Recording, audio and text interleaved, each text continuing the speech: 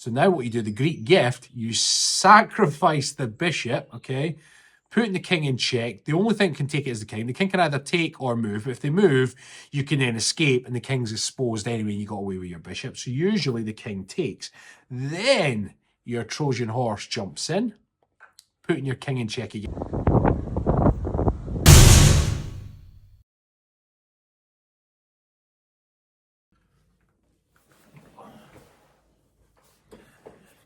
Couture everybody, Coach Rab here and welcome to another Kilted Chess Noob episode. No, I'm not a chess coach, not even close. I'm a health and wellness coach that happens to love chess and I'm on a quest to get better at it.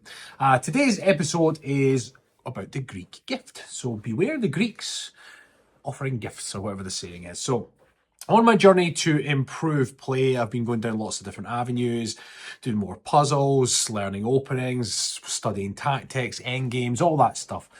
It's a long process. It's going to take me quite some time to get semi-decent, but I'm enjoying it, and that's the main thing. It gets the old noggin going too.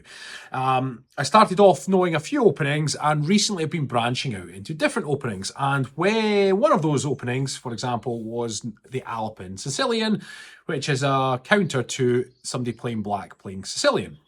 Now, in that particular opening, there is a line that involves the Greek gift, and just so happens I had been studying that recently. When you study something new and you learn a new kind of tactic, you start to spot it more in your game. So I'll then showcase how I was able to use it in one of my games. So I'll show you the particular line. So when you're playing the Sicilian, you start off with e4. Now,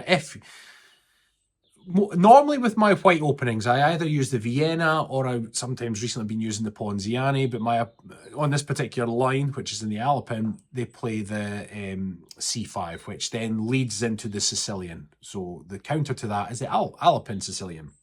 So when they do that, I push my C pawn forwards. They might bring out the knight. Now, this is just a line that I rehearse every morning, or one of many lines. I take, they push out. Now what happens here is bring the knight, develop, nice strong centre.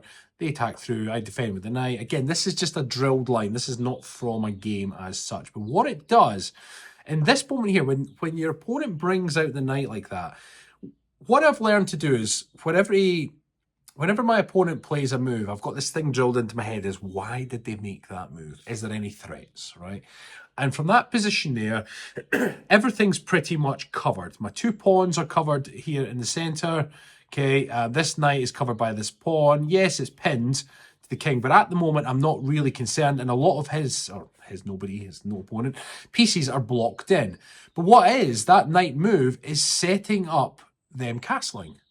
So the interesting thing, this is where the Greek gift comes in. You push this bishop forward and it gets eyes on this pawn. Now, this pawn is currently defended by the rook. So if I was to send that in, I'm going to get gobbled by the rook, which is like, right, well, that would be a bit silly. But my opponent played that move, or in this case the line, to create castling. So the castling line happens. Now guess what? The king now defends that line, or defends that pawn. So now what you do, the Greek gift, you sacrifice the bishop, okay, putting the king in check. The only thing that can take it is the king. The king can either take or move. But if they move, you can then escape and the king's exposed anyway and you got away with your bishop. So usually the king takes. Then your Trojan horse jumps in, putting your king in check again. Now, your king has a bunch of options here. Oh, not that way, that way. But regardless of where they go, you can then bring in the queen. And this can cause lots of problems. Equally, they'd probably have to move their knight from that position there.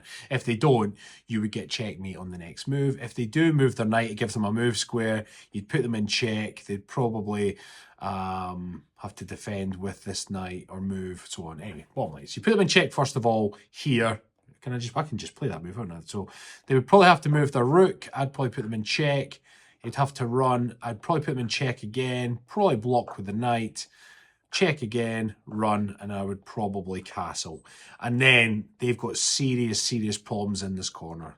The analysis bar brings that back to equal. Probably, what did it want me to do, actually? Let me see. What was from that position there? If they block, what did it want me to do? The best move is jump the knight. Oh, that is the best move. Okay.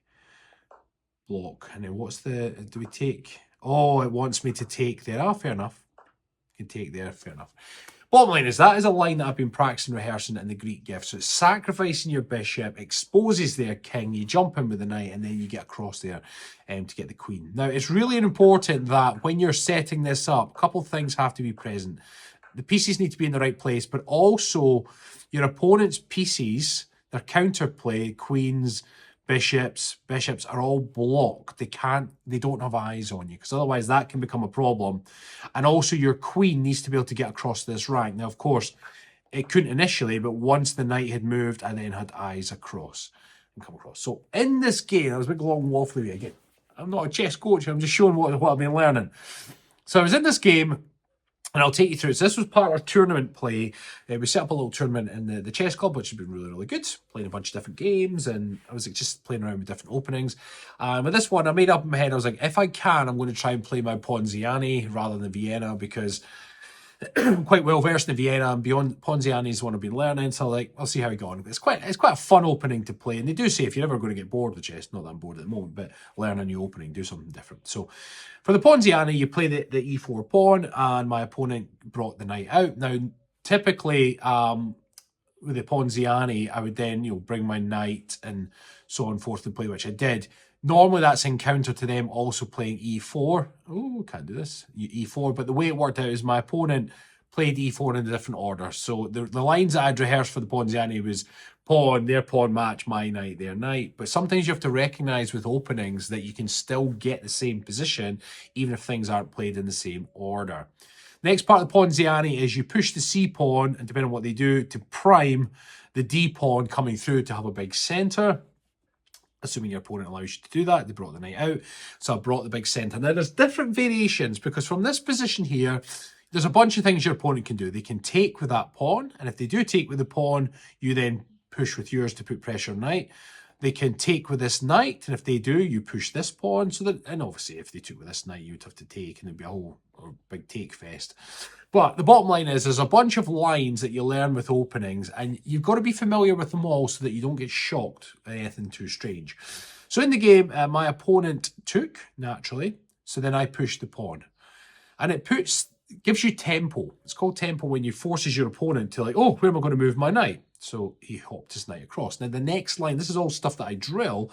The next line is you bring the bishop out. Now, the game engine prefers me to take there, but I bring the bishop out to put pressure on their knight, and it forces them to move the same piece again. Now, if you look, I've developed another piece and forcing them to move, so you gain tempo. Now, normally, the lines that I drilled, normally they retreat the knight back, because then it puts pressure, it retreats and attacks.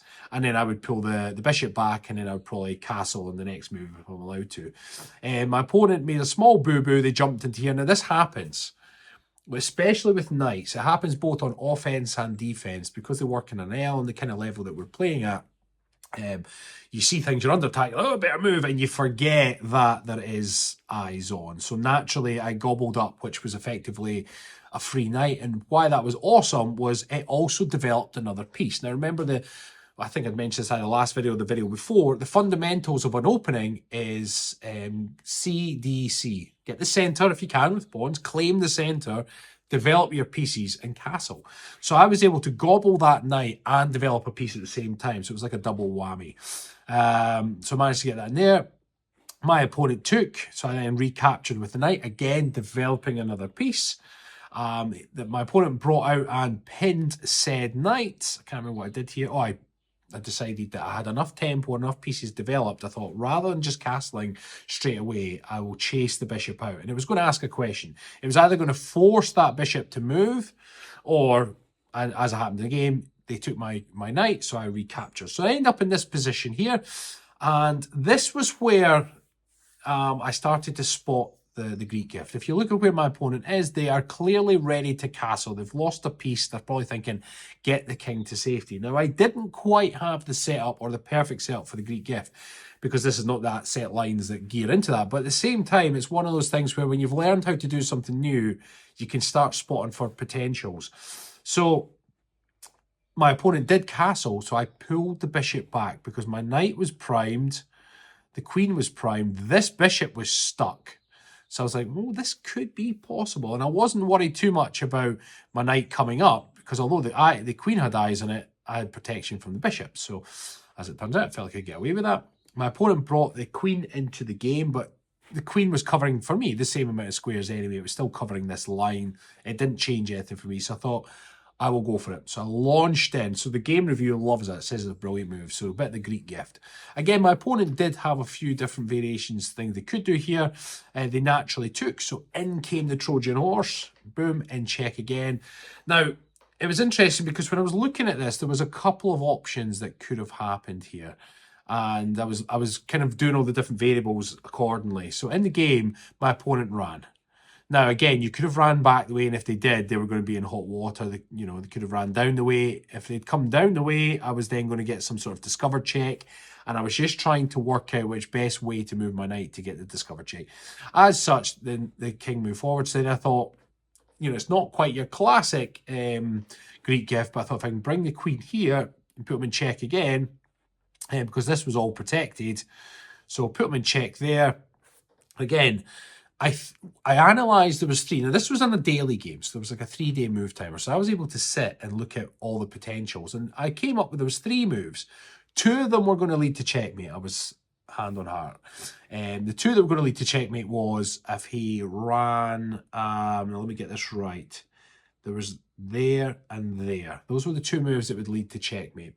The other move that I don't think would have led to checkmate was if they'd pushed the pawn. And I had planned ahead for that. I remember thinking, well, if they pushed the pawn, I can't remember what my plan was. I think I was going to push this up to protect the knight, and then I was going to pull this back. I think that was what my plan was. The reason I was keeping the knight in position was it was stopping the escape square back there, and it was reducing options. And this pawn was doing a lovely job of protecting that square there. The only thing I didn't have an answer for at that point in time was if this knight jumped in. But regardless, in my head I thought, well, if they jump the pawn, I'll deal with that when it happens. As it turns out, they didn't jump the pawn, they made a run for it. So I then launched the queen in behind. Now again, my opponent did have an option here. I think it was it there? Was that the only option I had? Actually, maybe it was. That was the only option. yeah. So they jumped into there, and then what was it? I moved back. Now, why did I not just go... Oh, that's right.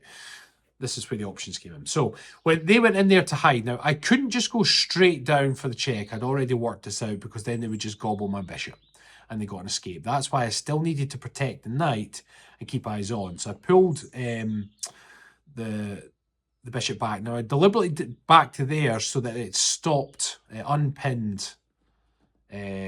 Because otherwise, if I had gone all the way back, they could have taken my pawn with check, and I would have had to deal with that. So I managed to cover that. Then what he did here, and my opponent brought the pawn in. So what he was doing was blocking off this part here, or the queen's ability to stop this line. But it didn't matter anyway because checkmate happened down the back. I think I also planned in, if they didn't move that pawn, I think I had something planned if they took... Oh, that was it. I was going to checkmate with the pawn. That's what it was. So if they had taken with their queen, I think this was checkmate anyway. Yep, it was. I was all gearing it all around the pawn. I thought to myself, if they jumped the knight in here, I was going to checkmate with the pawn. When they did this and this, that would have been checkmate again because these lines are covered, that's covered, this was protected, and all this was covered, so that was working. So I was gearing everything up to checkmate with the pawn, but as it turned out, I didn't need to because he blocked, and then we got the checkmate down the back. So the Greek gift is it's a new one that I've learned. Again, chess experts were like, yeah, we know that, right? Great. It's new to me. And it's a good about view. Like, if you see these things in games, it's quite a risky sacrifice because you're giving away your bishop for a pawn. So you're -2 from that exchange, but it exposes the king. And then all of a sudden, so long as you've got the pieces to follow up, then your opponent is playing reactive and you're able to play quite creative and you can really cause some problems there. There's a similar kind of one you do, I've been learning in the Traxler when you're black, where you sacrifice your bishop on the left-hand side, they take, and it allows you to get your queen out with check and you get a bit of tempo. But the same thing applies. It's like a big, bold sacrifice to then expose the king and cause some problems on that side. So that is definitely something I'm going to be looking for in future games. And my opponent said, oh, what was that move? And I was telling my opponent all about it too, because we're trying to all learn together, you know. So I said, this is the name of the move. I said Greek gift. I said it was part of these lines, but you can do it in almost, well, not almost any line, but you can do it in any opening that kind of gets yourself into a similar position. You might see it and think, right, I'm just going to sack that. Boom.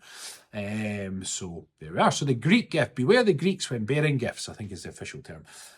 So there we are. We did that for the win, and it was a nice swift one in 17 moves. Again, once you expose the king, if there's enough attacking pieces on the board, and causes real problems. As I said, I was excited to try and get the checkmate with the pawn. I thought that would be kind of cool. I think I've got the Pawn Killer Award on chess.com, but I got that weirdly because I promoted a pawn to a queen and got the checkmate, and that counted as a pawn killer. I was like, it was kind of a queen that did it. Whereas I've always wanted to get, you know, checkmate with the pawn. I think I've had it once or twice, but I already had the award, so I don't know if that would have counted. But anyway, I was looking forward to a pawn checkmate like that because I don't know how obvious that was. You know, if somebody might not see that. I know certainly that in my early days of playing, I might have not clocked that would actually be checkmate. You know, because you just always assume there'd be an escape square, and then you realise, no, there's this line of pawns covering everything here. Everything's covered. So there we go. So the Greek gift, look for it in your games if you don't already, if you can't already spot it. It's definitely a nice little tactic. It's bold, it's brave, but it definitely exposes. And remember, you take a pawn and you lose your bishop, so you're down 2 in the exchange. But what you get with the exposed king is epic. And all of a sudden, I mean, the game of chess is about attacking the king. And yes, we play for points to wheedle them down, if you like. But ultimately, you're trying to attack the king. So expose the king and get the win. Hope you enjoyed that, everybody. And as always, please like, comment, and if you haven't already done so, please subscribe. Thank you.